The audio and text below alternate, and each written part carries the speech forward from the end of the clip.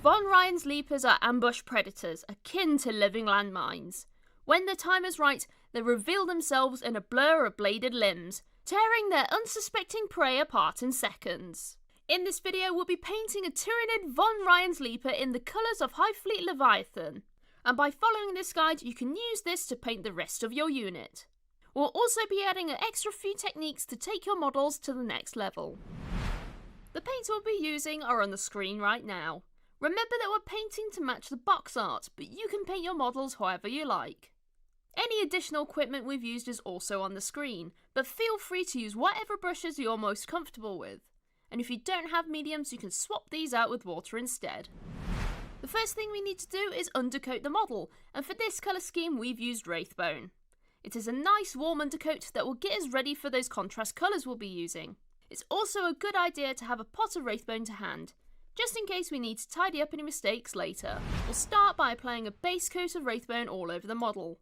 This just gives us an overall finish that will match the pot in case we need to tidy up, as the spray has a slightly different finish. You'll only need one thin coat to fully cover over, so don't worry about being neat at this stage. Just make sure you get all of those membranes and the underside of the model coated. Now we'll add a thinned down layer of Magos Purple. We'll combine 2 parts contrast medium to 1 part Magos Purple. This gives us a great colour to settle all into those recesses, but not overwhelm the upper areas of the skin. We'll be applying this all over, so we can get it into every recess and under those carapace edges, so don't worry about being neat at this stage. Just make sure the contrast doesn't pull too heavily, as we want a nice light pinky purple tone to the skin. After it's dry, you can reapply Wraithbone to any of the areas that may be too dark. As a quick extra detail, you can add a cheeky dry brush of Corax White over the model. We are doing this now so it can be messy before we paint the smaller details. By using circular motions, we can get the raised points covered without being too heavy-handed. This is a subtle effect, so if you want a bit more definition, you can apply a second dry brush. So just don't apply too much pressure, or we can end up with a lumpy, unwanted texture. Next, we'll use Nagaroth Knight for the carapace armour. Remember to thin down your paint as it is a base paint, and apply multiple thin layers to build up a solid colour. Just take your time, as if we make mistakes here, it could take more time to tidy up. So use a smaller brush if you think you might smudge paint onto the skin. Don't worry, you can tidy up with the previous steps. With the carapace painted, we can move on to Abaddon Black for the claws, hooves and scything talons. You can also darken down the eye sockets with this colour as well. Just like with Nagaroth Knight, we want to thin down our paint and apply it in the same way. Just make sure you use a brush size that is suitable for the area you're painting. Now we'll add Bugman's Glow to the tentacles and the soft flesh inside those scything talons and joints. We'll use a couple of thin coats to build up the colour, avoiding any of the black details and Magos Purple skin. But if you can't and you make a mistake, don't worry, you can just use the past couple of paints we've already used. When the Bugman's Glow is dry, we'll apply Targor Rage Shade over these details. Apply using a small layer brush if you want to, so we can get into all of those recesses and avoid the other colours.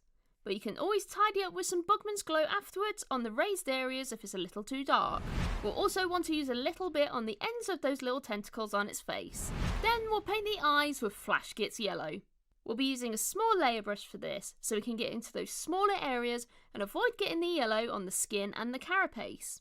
Just remember to keep your paint thin and you can dot it onto the eyes. This will help you avoid making any mistakes and smudging it everywhere. Your Von Ryan's leaper is now battle ready. You can stop here, or you can add these extra cool details to take your model to the next level. Now we'll add a bit of definition to that carapace armour with an easy highlight of Slanesh Grey. We can do this by thinning the paint and applying it in small, thin choppy lines around the edge of the carapace plates. As you can see, it gives more of a natural highlight than normal, giving a chipped chitin effect. Just make sure you use a small layer brush and keep that paint flowing. After that first highlight is dry, we'll add some simple highlights to the black details with Thunderhawk Blue. We don't need to highlight every edge or detail, so we'll just pick out the most prominent or visible. Remember to keep that paint thin, roll your brush on the palette to control the amount of paint on it and keep the point on the brush. And there we are! Your Tyranid Von Ryan's leaper is finished and ready to cause havoc on the front lines, ripping and tearing asunder. You can see that our model is based in Armageddon Dust, and if you'd like to learn more about technical paints, you can check out our video all about them. For more tutorials, tips and tricks, check out citadelcolour.com, or head to your local Warhammer store where our amazing staff will be happy to help. Well, I hope you enjoyed this video, and we'll see you next time. Bye bye!